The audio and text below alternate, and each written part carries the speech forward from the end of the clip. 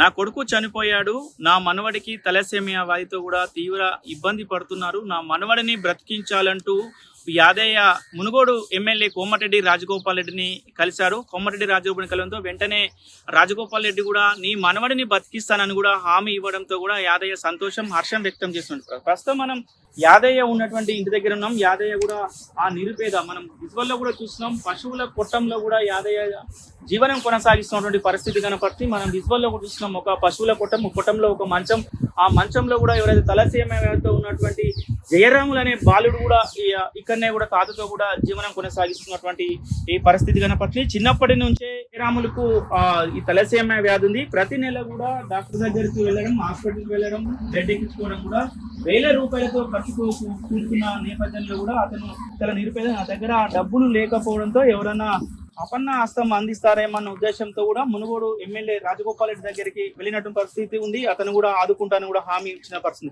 ప్రస్తుతం మనతోటి యాదయ్య ఉన్నాడు. యాదయ్యతో మాట్లాడించే ప్రయత్నం చేద్దాం. చెప్పు యాదయ్య, ఏంటి అసలు ఏం జరిగింది?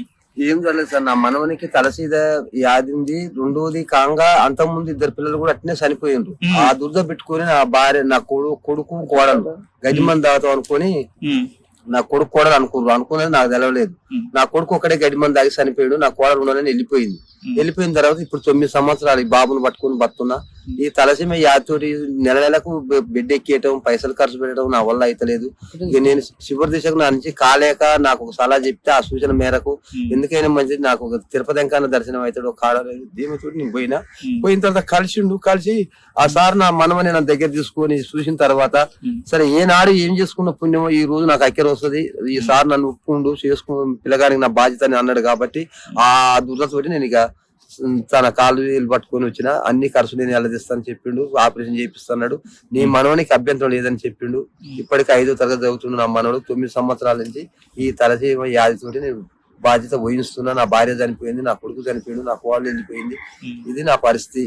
ఎవరైనా దాతలు ఉంటే కాస్త సాయం చేస్తే నేను చేతులెత్తి దండం పెడతాను. రాజగోపాల్ రెడ్డి సార్ దగ్గరికి వెళ్ళావు, అతను నీ మనవని నేను బతికిస్తాను, నాకు నీ బాధ నా బాధలాగా అనిపిస్తుంది అని కూడా సార్ చెప్పినట్టు ఏమనిపిస్తుంది సార్? అప్పుడు ఏమనిపించింది? అప్పుడు నాకు అనిపించింది ఒక దేవుడు సరే నాకు వైకుంఠ పదవి ఇక్కడికే దొరికింది, ఏనాడు చేసుకున్న పుణ్యం ఈనాడు దక్కింది అనుకున్నా సార్. నేను ఇది మాత్రం నేను యథార్థం అనుకున్నా. ఆ సార్ చెప్పడం వల్ల కూడా నాకు చాలా ధైర్యం కలిగింది.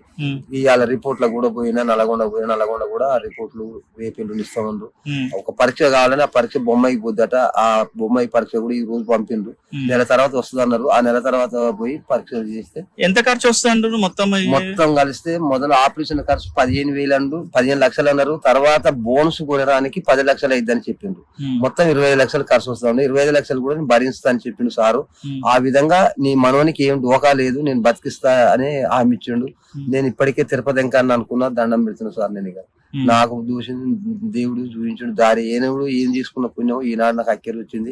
సార్ నాకైతే కలిసిండు, ఈ హామీ ఇచ్చిండు, నా మనోడు ఇక బతాడు అనేది ధీమా నాకు అనిపిస్తుంది. ఇప్పుడు ఏంటి మరి ఇక్కడ ఈ పశువుల కొట్టంలో కూడా మీరు జీవిస్తున్న పరిస్థితి ఉంది, సొంత ఇల్లు లేదా? ఎట్లా ఉంటున్నారు రాత్రి? మనకి ఇక ఇక్కడ ఇల్లు అంటే మనం వచ్చింది కొద్ది రోజుల క్రితమే అయింది. ఈ పెట్టుబడులే నాకు ఎక్కువ వస్తున్నాయి. ఈ పెట్టుబడుల వల్ల నేను ఏది కట్టలేకపోయినా ఏది చేయలేకపోయినా ఇక అప్పుడు ఇప్పుడు నా మనోడు నా బిడ్డకాడి పోయి ఇక్కడ దీని వస్తాడు. ఇక నేను ఇక ఏ ఎన్న పెట్టినా పెట్టకపోయినా ఒక మార్చుకున్నా అనుకుంటున్నా.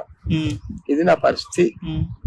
ఇంతకాలం ఏది రాజగోపాల్ రెడ్డి సార్ కూడా మాట్లాడావు, నా మనవడే నాకు ఆస్తి, నా మనవడే నాకు వారసత్వం అని చెప్తున్నటువంటి పరిస్థితి. నాకు నా మనవడే ఆస్తి, నా మనవడే నాకు ఎక్కువ ఎకరాలు ఆయనే, అంతా ఆయనే, నా ఆరసుదారుడు ఆయనే. ఆయన ఒక్కడు బతే నేను వైకుంఠ పదవికి పోయినట్టు అని కోరుకుంటున్నా. దేవుని కోరుకున్నా, కోమటిరెడ్డి రాజగోపాల్ రెడ్డి కూడా కోరుకున్నది కూడా అదే. నేను ఇక నాకు ఇంతకంటే ఇంకా దైవం కావాలి. ఏం ధైర్యం చెప్పాడు ఇంకా రాజగోపాల్ రెడ్డి ఒక్కటే అన్నాడు, నీ మనోని బాధ్యత నాది, నేను ఊహిస్తా, ఆ బాధ్యత నేను ఊహిస్తా, నీ మనోని బతికిస్తా, నువ్వేం బాధపడకు, అబ్బాయి గురించి నువ్వేం బాధపడకని ధైర్యం చెప్పిండు. ఆ రాత్రి జర నిమ్మలంగా నిద్రపోయాను. నేను ఇక కలగొన్నా మెలగొన్నా నా మనోని మీద దేవుడు అటే ఉంటుంది. నాకు నీకు ఇంత ముందు తెలుసా ఇట్లా రాజగోపాల్ రెడ్డి సారు చాలా వారికి సహాయం చేస్తాడు, వైద్యం చేపిస్తాడు, చదివిపిస్తాడని కూడా ఎవరైనా చెప్పారా ఇంత ముందు తెలుసా?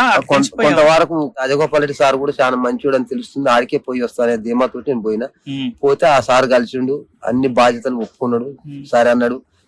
ఆ తర్వాత నాకు ఇక రాత్రి అనిపించింది, నేను ఇక వైకుంఠ పదవి అందినట్టే, నా మనోడు బతాడు, నాకు అభ్యంతరం లేదు, సారు నాకు హామీ ఇచ్చిండు అనే ధీమాతోటి రాత్రి మాత్రం బుక్కాడు. 5 ఏళ్లతోటి బుక్కాడు అన్నది సార్. నేను గది ఇది నా బాధ.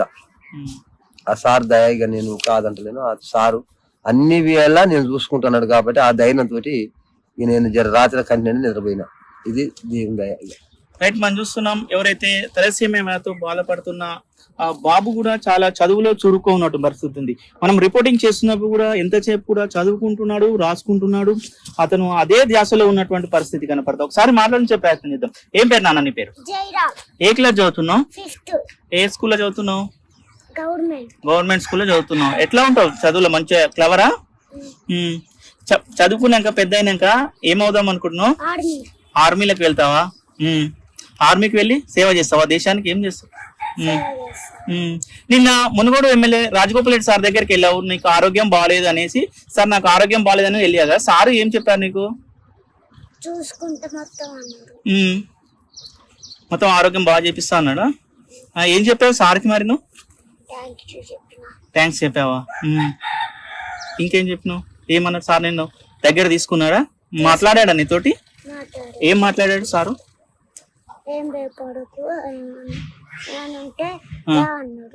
ఏమన్నా ఉంటే రా, ఏం భయపడకు అన్నాడా? తాతయ్యకి మరి తాతయ్యకి ఏం చెప్తున్నావు మరి? తాతయ్య ఏం చెప్తాడు నీతోటి? సినిమాలు చూస్తావా నువ్వు? నీకు ఎవరైనా హీరోలు కానీ ఎవరైనా ఇష్టమా నీకు? పవన్ కళ్యాణ్ అంటే ఇష్టమా? ఎందుకు పవన్ కళ్యాణ్ సినిమాలు ఈ మధ్యన చూసావా ఏమన్నా? పాటలు వింటావా? మరి ఎందుకు నీకు పవన్ కళ్యాణ్ అంటే ఇష్టం? ఎట్లా ఇష్టం? మంచిగా ఉంటాడని పవన్ కళ్యాణ్ అంటే ఇష్టమా? నీకు ఈ వ్యాధి ఉందని నీకు ఫ్రెండ్స్ ఇట్లా ఏమైనా అంటుంటారా? తక్కువ అవుతుంది, మంచిగా ఉంటుందని ఏమన్నారా? ఆడుకుంటావా నువ్వు మంచిగా? ఏమేమి ఆటలు ఆడుకుంటావు?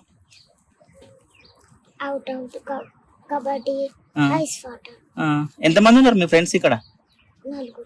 4 ఫ్రెండ్స్ ఉన్నారా? మంచిగా ఉంటారా వాళ్ళు నీతోటి? అన్నం ఎక్కడ తింటావు?